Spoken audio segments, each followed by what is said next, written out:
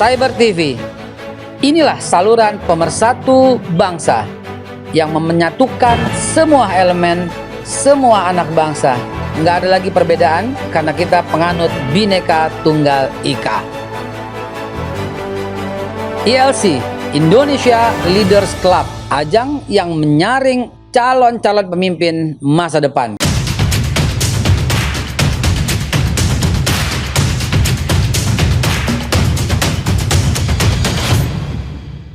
Assalamualaikum warahmatullahi wabarakatuh. Selamat malam teman-teman sekalian dimanapun Anda berada. Dan kali ini Alhamdulillah ada Bang Egy Sujana. Alhamdulillah. Bang Egy, singkat saja kita ngobrol. Beberapa hal yang sangat menggelitik gitu ya. Persoalan dan mengoyak-ngoyak nurani. Mulai dari yang kaya, yang berada, yang hebat, nggak ditahan dengan kasus yang sama. Tapi orang miskin jatuhnya ditahan. Mulai dari misalnya Habib Rizik yang hanya berkata saya sehat harus jadi pesakitan di penjara kayak begini ya, dan alhamdulillah sekarang sudah keluar, tapi itu nggak akan cukup, tetap menoreh luka di batin setiap orang yang peduli dengan keadilan. Begitu juga hal yang aneh-aneh saja. Kita tahu menjelang 2024 bermunculan tokoh-tokoh yang akan menduduki kursi kepresidenan. Tetapi ada saja alasan untuk mengurung, membatasi gerakan-gerakan. Saya mau lihat secara big picture-nya dulu. Bang Egy adalah orang yang sangat konsisten. Insya Allah. Ya, gimana melihat hukum di Indonesia ini? Gimana Bang Egy? Ya, cara pandangnya dalam perspektif Islam. Karena dengan ajaran Islam itulah bisa objektif kita membedah persoalan. Kenapa objektif? Objektif itu artinya tidak memihak, tapi sesuai dengan objeknya yang ada. Lawannya subjektif. Nah, objektivitasnya adalah semua ini ciptaan Allah. Nggak ada yang bisa bantah, kecuali orang kafir ya. Nah, pengertian itu menurunkan satu konsep namanya tauhid, atau akidah kita, atau menjadi iman. Jadi akidah itu materinya, tauhid nama jenis ilmunya, pelaksananya iman. Yang kedua, Islam sumber nilainya adalah syariah. Nah, kajian tentang syariah namanya ilmu fikih. Pelaksanaan dari ilmu fikih namanya hukum Islam. Nah, yang ketiga, akhlak. Jadi akhlak sebagai sumber nilai Islam juga, adab ya. Kajian tentang akhlak namanya ilmunya tasawuf. Pelaksanaannya menjadi ihsan. Masya Allah. Islam gitu. Hadirnya Rasul untuk menyempurnakan iman, Islam dan ihsan. Nah, itu clear, semua jumhur ulama sepakat. Nah, kaitannya dengan situasi Indonesia, kita melihat suatu situasi yang nilai-nilai akidah tadi, tauhid dan iman ini tidak berwujud dalam satu kebijakan yang real. Padahal sejarah membuktikan, bahkan yuridis membuktikan, filosofis membuktikan, sosiologis membuktikan, psikologis membuktikan, itu Indonesia itu kan dulu nggak dikenal. Indonesia itu animisme, bahkan politeisme. Nah, itu namanya musyrik. Dengan perjuangan nenek moyang kita berubah menjadi tauhid. Dari mana saya tahu? Dari dua pendekatan, yaitu pembukaan Undang-Undang Dasar 45, khususnya alinea ketiga, atas berkat rahmat Allah yang Maha Kuasa, dan didukung rasa luhur bangsa kita. Keinginan luhur. Nah, ini penting untuk menjelaskan apa? Ini politik identitas. Ini identitas. Tapi kok kenapa kita pakai identitas dipersoalin sekarang? Kan gitu. Iya. Nah, ini Undang-Undang Dasar kita aja identitas. Negara kita dasarnya Allah. Karena yang lain tidak menyebut Allah Maha Kuasa, insya Allah yang Maha Kuasa, tapi dalam konteks undang-undangnya disebut ketuhanan yang Maha Esa, pasal 29 ayat 1, sehingga diwujudkan dalam sila pertama. Nah, apa maksud saya? Ini adalah pendekatan ilmu tauhid yang berwujud dalam bentuk ketatanegaraan. Jadi nenek moyang kita udah clear, udah mampu menyingkirkan kemusyrikan yang luar biasa, bertahun-tahun, beribuan tahun berjalan, berubah sejak 1945 dalam konteks normatifnya, kita merdeka, mendasari dirinya negara kita ini kepada Allah Subhanahu wa taala. Negara berdasarkan ketuhanan yang Maha Esa. Ya, jadi poin pentingnya apa? Perlawanan dari nilai tauhid dalam bentuk gerakan-gerakan kehidupan sosial lainnya adalah feodalisme. Nah, jadi sekarang ini yang berlaku feodalisme. Nah, Anda boleh cari turunan apapun, itu akarnya feodalisme. Ya. Nah, feodalisme dalam bentuk gerakan itu dia mewujud menjadi oligarki. Nah, jadi ada oligarki sosial, oligarki ekonomi, oligarki hukum, oligarki politik paling tidak. Nah, kita tahulah siapa di ekonomi, siapa yang di politik, siapa yang di sosial ya. Nah, yang di sosial ini yang orang masih banyak abu-abu. Saya ingin terangkan oligarki sosial itu bisa termasuk para kiai. Itu masuk oligarki. Oligarki kan kaum elit yang menguasai satu sumber daya dalam perspektif apakah manusia, apakah informasi, apakah sumber daya alam. Ya. Menarik. Nah, jadi jangan kira bahwa kiai tidak masuk oligarki. Ini orang kalau menyalahin oligarki, kaumnya yang 9 naga aja yang disalahin misalnya. Itu padahal bagian itu oligarki ekonomi. Nah, ini turunan dari feodal. Sementara oligarki kekuasaan, ya, oligarki hukum, ya, dia juga itu. Para penegak hukum. Para penegak hukum. Polisi, jaksa, hakim, kita juga advokat. Kalau nggak benar. Kalau benar ya nggak gitu. itu batasannya. Nah, jadi dalam perspektif itu negeri kita ini problem sosialnya adalah adanya feodalisme, tumbuhnya berkembang oligarki dengan bagaimana banyak versinya, dan yang ketiganya transaksional. Nah, ini mau apa? Mau jadi apa? Gubernur. Sekian. Mau jadi ini sekian. Masuk. Atau ada juga, jangan dulu jadi presiden, gubernur aja deh. Oh iya, belum waktunya. Belum waktunya. Gue 2 kali. Kalau nggak nurut, dipanggil KPK. Ada juga maksa, gue 3 kali. Ada juga, itu oligarki. Ada dalam juga, konteks politik. Oke, katanya cukup 2 kali, tapi berikutnya orang gue, lu jangan dulu. Ada juga. Oligarki juga kan? Kaum elit itu. Nah, jadi kita perluas pemahaman supaya kita ini ngerti public enemy kita. Kalau dalam konteks nilai-nilai, feodalisme, oligarki, dan transaksional. Nah, ini harus diselesaikan. Caranya ya tadi, dengan akidah, dengan syariah, dengan akhlak. Sayangnya kita ini malu-malu Bang Egy. Bilang aja komunis. Ya, kan tingkahnya kan komunis. Iya, gayanya tuh banyak kan komunis. Itu oligarki politik dalam wujud ideologi, salah satunya komunis dan kapitalis. Komunis kapitalis. Itu dua ini berjalan berkelindan. Malu, udah ngaku aja udah gitu ya. Tapi kalau dia ngaku dia disikat habis dong. Kan ada tap MPR-nya. Iya, nggak boleh tahun 66 tuh. Iya, jadi saya melihatnya begitu, malu-malu apa segala, udah ngaku aja, bilang aja di komunis gitu kan ya. Iya, harusnya. Itu bagi kita yang orang-orang mampu melihat ya, membebaskan diri kita dengan nilai tauhid. Jadi orang yang bertauhid pasti merdeka. Udah pasti. Catat itu baik-baik pemirsa. Jadi kalau Anda tidak merdeka, sesungguhnya Anda tidak bertauhid. Gitu. Tergantung kepada feodalismenya. Sehingga ikut oligarki. Sehingga segala sesuatunya transaksional. Nah, itu loh. Jadi kalau bedah masalah ini sangat jelas seperti ini kan harusnya gampang nyelesainnya. Gampang banget. Nah, tinggal leadership. Kembalilah ke hati nuranimu. Problem di leadershipnya itu. Yang kita lemah sekali dan ya kapasitasnya emang segitu. Ya segitu. Kemampuannya emang segitu. Tapi yang masalah itu kenapa dia bisa muncul? Karena ada oligarki tadi. Iya, yang mendukung dan mengkondisikannya dengan segala hitungan-hitungannya gitu loh. Nah, makanya ke depan ini kita harus bebas dari 3 hal ini. Dengan pendekatan tadi nilai-nilai tauhid kita harus kuat sehingga nggak ada feodalisme, nggak ada yang ditakuti selain Allah, lam yasya'il Allah.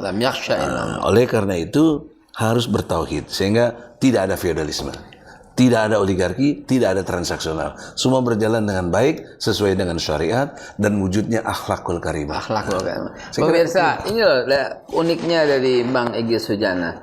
Konsisten, istiqomah, dan kita kenal dari zaman dulu ya kayak begitu. Dan sekarang semakin tajam. Kenapa? Karena apalagi kalau tampil di nasional TV ya, teman-teman bisa melihat selalu keluar tuh ayat-ayat dari hatinya ya, dari mulutnya Pak Egy Sujana. Nah, tapi ada hal yang ingin saya tanyakan lebih dalam lagi, pendapat beliau tentang baru saja keluar dari KPK malam barusan, Bapak Anies Baswedan. Kok begini ya? Kita tunggu setelah pesan berikut ini sebentar aja.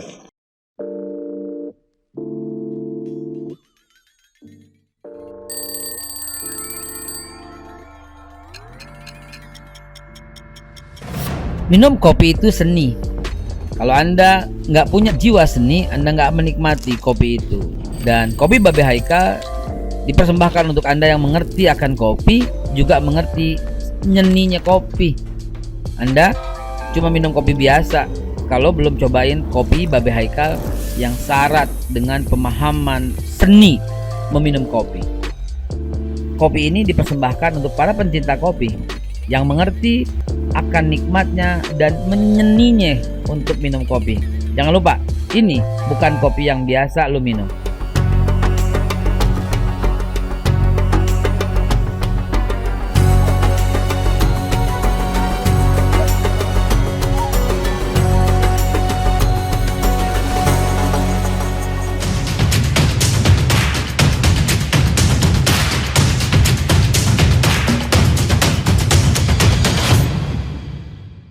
Ya, kita ketemu lagi teman-teman. Tadi sebelum break saya menyatakan nama Anies Baswedan. Iya. Kenapa sampai dipanggil dari pagi sampai dengan malam hari? Emang ada deal apa?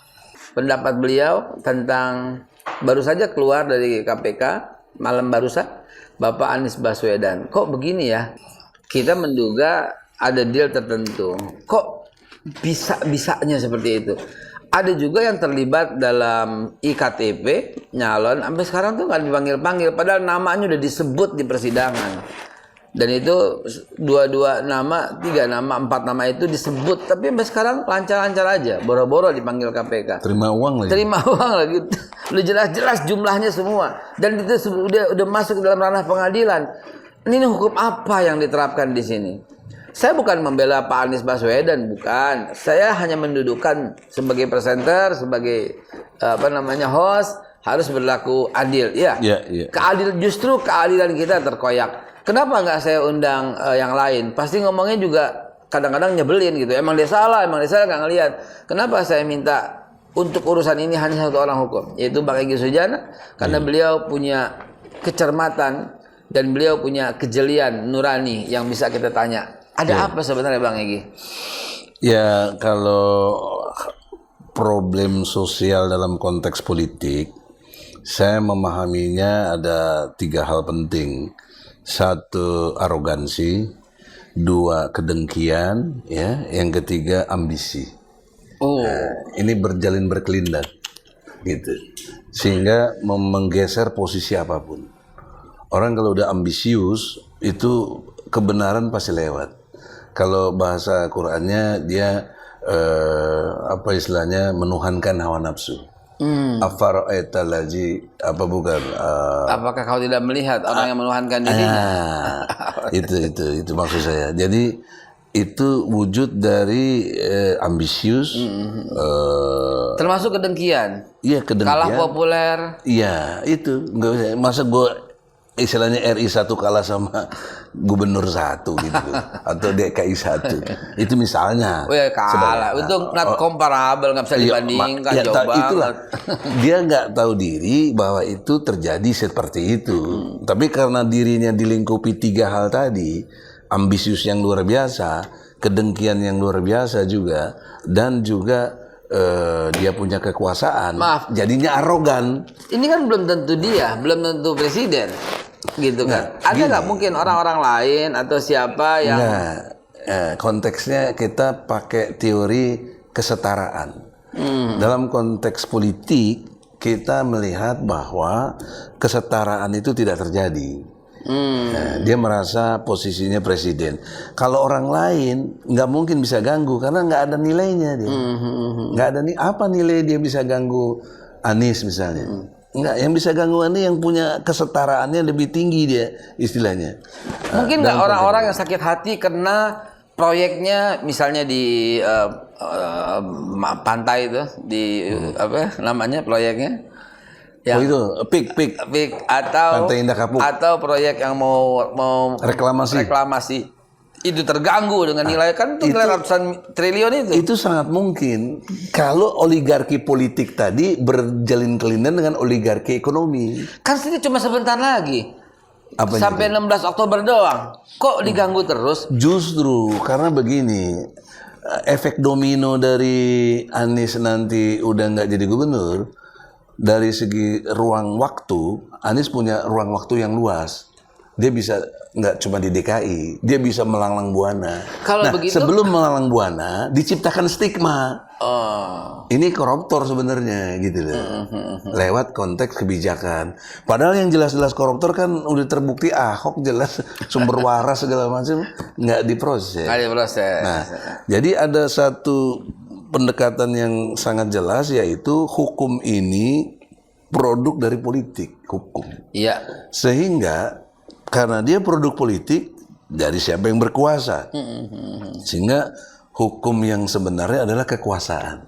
Hukum yang sebenarnya. Jadi kita bukan negara hukum. Bukan. Negara kekuasaan. Iya, jadi Makstat, bukan Rekstat. Bukan Rekstat. Nah, itu logika hukumnya. Pernah juga teman kita bicara di televisi, ini negara preman.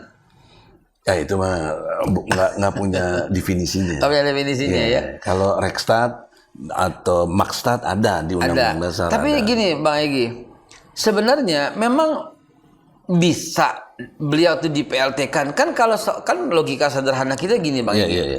Dia kan diangkat oleh rakyat, terus diturunkan oleh satu lembar surat. Apa iya bisa begitu? Kalau konteksnya substansi hukum itu kan ada 3, Bos. 1 kepastian hukum, 2 manfaat hukum, ya. Yang ketiga keadilan.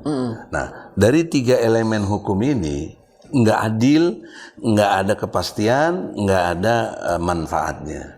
Kenapa saya berani katakan gitu? Karena election untuk jadi seorang gubernur itu mahal.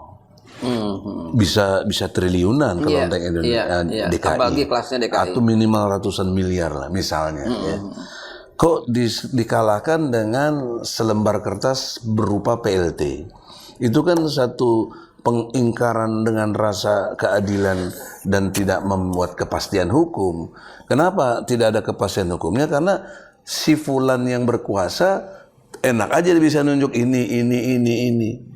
Padahal dia nggak berguna dan begitu banyak membuat hal-hal yang tidak baik buat masyarakat. Nah, jadi harus dimengerti pemerintah dalam 3 hal itu dari ilmu hukum. Janganlah, memang aturannya sudah begitu karena kita mau konteksnya pemilu serentak. Tetapi harus berlaku adil dong. Kalaupun itu mau dipakai, ini kata kuncinya. Ya tunjuk lagi Anies. Kan dia hasil pemilu. Selesaikan sampai selesai. Menarik ini pemirsa. Nah, gitu dong. Itu ini ilmu hukum, nggak menyalahi hukum. Nggak menyalahi hukum. Dan otoritasnya jalan. Kita nggak menyinggung si fulan yang berkuasa. Dia oke lah jalanin otoritasnya, tapi jangan sembarangan orang dong. Berarti, yang punya hak di sini hasil electionnya Anies, bukan orang lain. Ini berarti ada sebuah celah gitu ya. Iya. Kejelian Bang Egy melihat, kalaupun itu dipaksakan, maka ya silahkan tunjuk lagi. Salahnya apa? Salahnya di mana gitu. Orang nggak bakal berontak istilahnya. Iya. Apalagi warga Jakarta yang sudah sangat mencintainya. Kadang kita udah merasakan hasilnya. Nah, jadi kalau ini diduga tidak mau tunjuk Anies lagi, itulah menciptakan satu kerusuhan. Jadi jangan sayang dituju, mereka yang lain yang menggerakin aktivis lain itu jangan. Kekuasaan yang zolim, yang dengki, yang arogan dan yang ambisius inilah yang membuat kerusuhan itu terjadi. Itu akarnya. Karena tadi dari akar feodal tadi, oligarki dan transaksional pasti hitung-hitungan tuh. Jelas hitung-hitungan. Andai kata beliau berlaku dari awal, saya nggak mau, saya nggak minat, saya nggak ini, mungkin nggak dicolek-colek barangkali. Iya. Ya itulah. Mungkin kaitannya dengan Formula E begitu ya. Udah diingatkan, udah apa, jangan maju, dia tetap maju ya begitu. Nah sekarang saya berharap Anies punya keberanian untuk melawan situasi ini. Dan Formula E teman-teman, itu hambatan itu gila-gilaan. Emang aspal untuk itu emang boleh beli Pak Presiden? Kagak boleh. Bayangkan aspal di negara ini nggak ada ketika Pak Anies mau bikin Formula E. Bayangin, akhirnya apa yang terjadi? Bikin sendiri, coba, kan gila itu. Dan ini baru saya bocorin satu, masih banyak hal-hal yang membuat Formula itu dihambat habis-habisan. Ternyata jalan, ternyata sukses. Begitu sukses, sekarang termasuk iklan lagi. Ngarepin dari apa minuman keras, taunya bisa diatasi. Bisa diatasi, bahkan. Dan yang paling menarik menurut pemahaman saya, Formula E nggak membawa kerugian. Nggak membawa kerugian, sama sekali. Sedangkan yang lain, Mandalika ada kerugian. Rugi banget. Dan kemudian malah ngundang pawang hujan yang kehujanan. Yang lebih seru lagi adalah kunjungannya Pak Jokowi. Kan di jalan berdua tuh. Oh iya. Jalan berdua keliling. Waktu di Formula E. Waktu di Formula E. Itu beliau bicara apa ya? Jangan-jangan bilang, lu jangan nyalon lo gitu. Ya gitu barangkali ya. Atau sangat mungkin. Mungkin barangkali. Sangat mungkin karena nggak ada peluang lain yang harus bicara begitu. Itu kan prasangka jelek kali ya. Tapi mungkin juga. Tapi saya kira begini ya. Ini analisis ya. Saya bisa keliru. Kalau melihat background, Anies kan dulu juru bicaranya Jokowi juga. Iya, pernah waktu itu. Bahkan ketua tim yang elit lah. Salah satu menggolkan beliau jadi presiden. Nggak mungkin lah istilahnya ngelawan tuannya itu. Karena saya melihat nggak ada kebijakan Jokowi yang dilawan Anies, nggak ada. Jadi saya punya gambaran omongan yang tadi itu sangat mungkin. Sangat mungkin. Nah, tapi sisi lain ya mungkin Anies juga momentum ini perlu dimanfaatkan bisa jadi capres, kenapa enggak? Tapi kan gitu juga. Anies juga berjanji bahwa kalau Pak Prabowo maju, beliau kan nggak mau maju. Dan Pak Prabowo menyatakan maju. Ya di situ gini, dalam ilmu politik ada moral politik, ada fatsun. Nah, jadi kita lihat kalau Anies nggak mau dengar omongannya Jokowi misalnya, dimajuin Prabowo. Nah, lihat fatsunnya. Kalaupun Anies tetap maju, orang akan menilai Anies tidak punya harga diri. Karena buat apa berkuasa tapi tidak punya kehormatan. Dia kan kehormatan dirinya pernah ngomong di mata Najwa yang saya kalau nggak salah ya. Saya tidak akan maju kalau Prabowo maju. Nah itu taruhan ataupun itu ngomongnya tahun lalu. Itu tahun lalu emang berlaku sekarang. Iya. Sampai sekarang masih berlaku. Iya berlaku lah. Kalau bahkan jika Prabowo maju. Nah, logika konstitusional dan konteks situasionalnya, kalau nanti Prabowo yang maju gimana? Masa dia mau maju juga?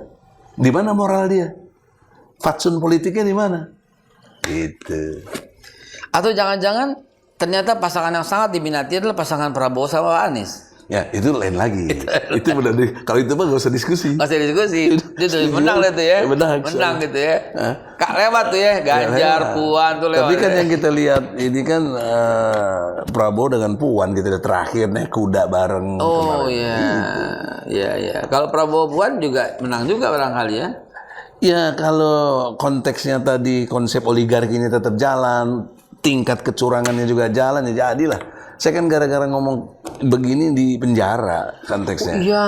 2019. Bang Egy bicara dengan lantang dengan kata-kata people power di halaman itu habis sudah. Tapi itu sebuah pengalaman. Tapi saya bisa buktikan banyak kecurangannya. Cuma ya bagaimana? Belum apa-apa dihadapinya dengan kekuasaan. Ada yang menarik dari segi konsep tauhid ya. Sebrengseknya setan melawan Allah. Allah nggak pites tuh setan. Iya. Tetap diberi kehidupan. Diberi tangguhan, ada ditangguhan gitu di Quran. Iya, betul. Artinya apa? Kalau kita berkuasa meniru cara rahmatnya Allah, mestinya jangan ditindas lah yang gitu gini. Mestinya harus ada oposisi yang bisa dipercaya juga. Kalau saya lihatnya begini Bang, idealnya teman-teman sekalian sebagai statement closing ya, karena Bang Egy ini sibuk banget, dia cuma bersedia sedikit waktu. Jadi begini, seorang bapak harus menjadi bapak yang bijak. Anaknya yang bandel, yang suka ngelawan, lu anak gue gitu kan. Anaknya yang taat, yang hormat, kamu juga anak saya. Jadi walaupun bandel, walaupun kagak, itu harus anak saya. Seorang bapak harus begitu. Jangan sampai ada bapak begitu anaknya yang taat disayang, anak yang bandel malah digebukin. Atau yang lebih parah lagi, yang taat dikasih duit suruh gebukin yang bandel. Ini kan bapak kurang ajar namanya. Kira-kira begitu kira-kira. Terus apa yang jadi problemnya? Yang jadi problemnya, lu bapak bener apa kagak? nggak sih bapak brengsek lo gitu. Masa iya Ya sih gini. kalau ternyata begitu gitu kan. Konsep feodal yang saya maksud tadi, saya mengambil dari ayat Quran. Tuh, yaitu topnya. surat At-Taubah ayat 23-24. Di situ aba'akum wa ikhwanakum. Nah, jadi bapak-bapak kamu dan saudaramu. Nah, ini dalam konsep kebapaan, orang semua di seluruh dunia memakai konsep ini yang disebut feodalisme. Jadi Islam sudah lebih awal mengenalkan ini. Oleh karena itu terapinya nggak ada lain dengan semangat kemerdekaan, yaitu nilai-nilai tauhid yang bisa orang itu jadi merdeka. Betul-betul tauhid membebaskan. Membebaskan gitu loh. Ini kita nggak sadar dan kita sudah bersyukur. Saya pelajari hukum tata negara. Mungkin saya keliru. Seluruh dunia tidak ada dasar negara yang mendasari kepada Allah kecuali Indonesia. Betul. Seluruh dunia, Bos. Ini anugerah yang besar. Tapi sayangnya kita tidak dikelola oleh pemimpin yang membawa Indonesia kepada takwa. Harusnya Indonesia ini Indonesia yang bertakwa harusnya. Sehingga pasti baldatun thayyibatun warabun ghafur pasti terjadi. Dan tapi kita kalau udah bicara gitu dituduh khilafah lah, dituduh ekstrim lah. Masya Allah, itu kan sangat menyakitkan kita. Maka poin pentingnya adalah closing statement saya, jangan mengadu domba nilai Pancasila dan Islam. Saya ngalami ini Pak sejak tahun 80. Dalam arti perdebatan HMI ajas tunggal sama enggak. Saya ketua umum pertama ya dari Majelis Penyelamat Organisasi MBO. Itu pertentangannya begitu. Mereka sadar nggak bisa ngalahin Islam karena Islam umatnya besar. Jadi caranya adu domba gitu. Nah, adu dombanya dinilai lagi. Pertentangan seolah-olah dengan Pancasila dan Islam itu bertentangan. Padahal kesesuaiannya sangat jelas. Nah, itu. Nah, Pancasila itu piagam Madinah. Lewat Cyber TV yang Babe Haikal yang asuh udah di-blok, yang udah di-ban, yang udah disikat. Ya, mudah-mudahan ini yang melihat kan lebih banyak juga katanya. Banyak sekali. Nah, insya Allah dapat hidayah dari Allah dan kita sama-sama mempersoalkan bangsa kita ini. Kita nggak mau begini karena cinta, betul nggak? Sangat cinta. Kalau nggak cinta ngapain begitu? Ngapain kita buang-buang waktu? Kalau mau hidupnya saya tinggal enak-enak aja, saya relatif apa aja kita punya istilahnya kan. Tapi kita bagaimana harus hidup bermasyarakat dan Allah redho. Itu yang susah. Itu yang langka, Pak Begitu. Mudah-mudahan ada manfaatnya. Terima kasih saya diundang. Saya berTV. Inilah yang langka. Saya suka berandai-andai ya. Kan tegaknya bangsa itu kalau pemimpinnya adil, kalau masyarakat yang di bawah itu sabar, dan kalau penegak hukumnya itu adalah konsisten. Tapi kita lihat dan orang kayanya nggak pelit. Orang kaya nggak pelit, orang miskinnya juga sabar gitu. Kalau itu dipadukan maka betul lah cipta baldatun thayyibatun warabun ghafur. Insyaallah. Dari sisi penguasa kita masih bisa mengkoreksi dari banyak hal dengan janji yang tidak pasti atau janji yang sengaja diabaikan. Dari sisi penegak hukum kita cukup ngelus dada karena langka banget. Jarang banget gitu yang berani berteriak di atas hukum dan semuanya akan rela dengan jumlah uang yang sekian atau jabatan yang sekian atau bahkan ancaman yang begini membuat semua orang nggak berani berkata. Dari si orang kayanya jelas kita belum maksimal dalam penyaluran hartanya, padahal itu dapat legitimasi dari Allah. Khuz min amwalim shadaqatan tutahhirum. Ambil harta mereka kata Allah. Itu kan legitimasi, yaitu ambil harta orang kaya untuk orang-orang yang miskin. Dan orang miskin saat ini kurang sabar kayak gimana coba. Oleh karena itu ada program yang bagus. Kalau menurut surat Fatir ayat 29, ASI, A-nya Al-Quran, S-nya sholat, I-nya infak. Nah, kalau tiga ini berkelindan dengan baik, tijaro lam tabur. Satu bisnis yang nggak akan pernah ruginya. Itu surat Fatir ayat 29. Nah, kalau ini jadi program minimal di TV ini tiap dialog menuju kepada ASI dalam waktu dekat Indonesia pasti dalam keridhaan Allah. Amin ya Allah. Apalagi dianut oleh hampir 90% menjalankan itu. Allahu Akbar. Baik teman-teman sekalian, inilah ternyata betul saya ambil statement closingnya begini. Ibrahim alaihissalatu wassalam, dan bagi orang Nasrani mungkin bernama Abraham, ketika Babilonia berantakan maka Ibrahim menyuruh sujud kepada Allah. Artinya perbaiki sholatmu dan perbaiki zakatmu. Begitu juga Nabi Allah Musa atau Moses kata orang-orang Kristennya. Ketika Fir'aun terlalu sewenang-wenang dalam negeri, perbaikinya itu adalah dengan memperbaiki sholat dan zakat. Begitu juga semua nabi.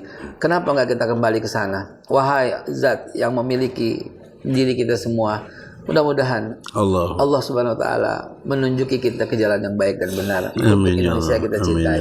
Saya Haikal Hasan untuk Cyber TV. Assalamualaikum warahmatullahi wabarakatuh. Waalaikumsalam warahmatullahi wabarakatuh. Masya Allah. Ustaz. Cyber TV, inilah saluran pemersatu bangsa yang menyatukan semua elemen, semua anak bangsa. Nggak ada lagi perbedaan karena kita penganut Bhinneka Tunggal Ika. ILC, Indonesia Leaders Club, ajang yang menyaring calon-calon pemimpin masa depan.